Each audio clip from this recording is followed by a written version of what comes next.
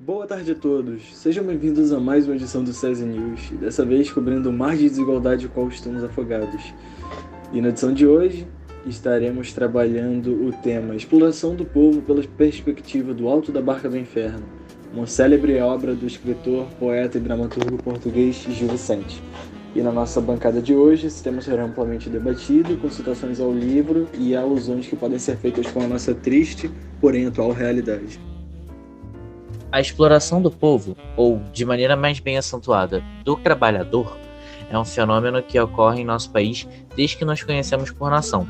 Fomos os últimos a banir a escravidão e temos péssimas leis trabalhistas, o que deixa os trabalhadores totalmente reféns de um sistema retrógrado. Podemos perceber que temas como pobreza, fome, desigualdade social e péssimas condições de vida se tornam temas mais frequentes e visíveis em nossa sociedade. O que rege o emprego e o trabalho formal em nosso país são as leis trabalhistas, que seguem uma espécie de constituição chamada de Consolidação das Leis Trabalhistas, criada em 1943 pelo governo de Getúlio Vargas.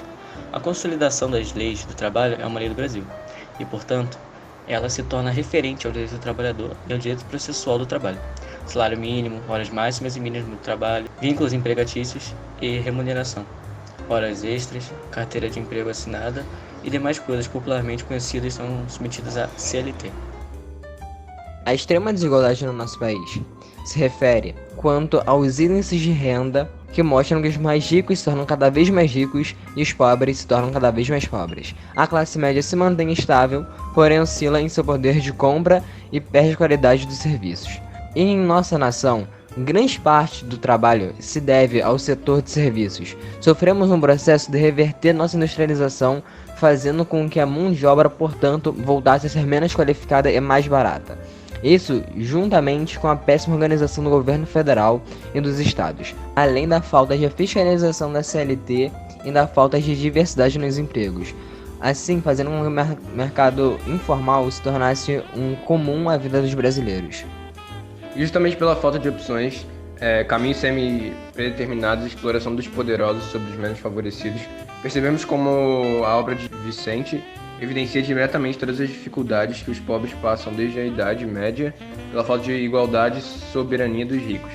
Temos mendigos que morreram de fome, passaram por frio e adoeceram na miséria, enquanto haviam juízes, nobres e falsos religiosos que se fartavam em luxúria e tinham todos os seus pecados em infrações éticas, morais e de cidadanias perdoados pelo poder que tinha a profissão que exercia ou a instituição que faziam parte, como era o caso dos religiosos. Essa exploração gera uma massa alienada nas sociedades.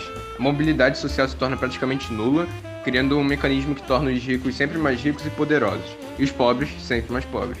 E isso se torna um sistema gigantesco que incapacita a igualdade e a vida digna de quem pertence a todos. Gil Vicente, por meio do Alto da Barca do Inferno, começou a evidenciar que a pobreza extrema e desigualdade tiveram um forte berço na Idade Medieval. Os pobres, por exemplo, eram vistos como pecaminosos, sujos e indignos de qualquer saber, poder ou condições de vida digna. Os comerciantes, cavaleiros, classe média, clero e os nobres não se importavam com essas pessoas. Em alguns casos, os pobres mendigos trocavam sua força de trabalho por algumas moedas, um lugar para dormir, pão e demais coisas básicas, às quais todo ser humano detém direito. Isso se torna um reflexo, portanto, da nossa sociedade, onde por falta de oportunidade e de estrutura trabalhista aliada a um governo efetivo, que seja para todos, gera uma parcela de explorados pelos poderosos e ricos. Essa exploração gera uma massa alienada e estratificada à sociedade em castas. A mobilidade social se torna praticamente nula, criando um mecanismo que torna os ricos sempre mais ricos e poderosos e os pobres sempre mais pobres. E isso se torna um sistema gigantesco que incapacita a igualdade e a vida digna pertencente a todos. De muitas coisas a serem feitas, fiscalizar toda a estrutura de trabalho, sanar a igualdade investindo na educação e nas demais coisas que atendem à qualidade de vida. Além de acabar com a corrupção, se tornam fatores fundamentais para acabar com a exploração e a alienação do povo, que desde os tempos do Alto da Barca do Inferno sofre com esse problema.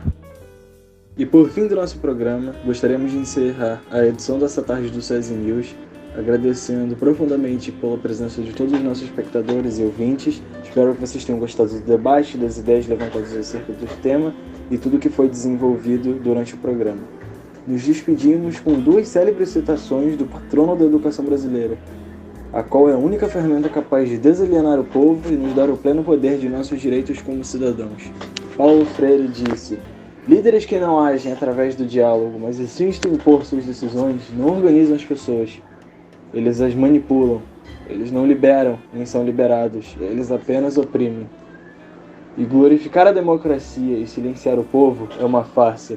Discursar sobre o humanismo e negar as pessoas é uma mentira. E com essas 2 célebres citações de um grande intelectual brasileiro que mudou profundamente a educação e o sistema educacional e pedagógico brasileiro, nós nos despedimos. Obrigado pela atenção de todos e essa foi mais uma edição do SESI News.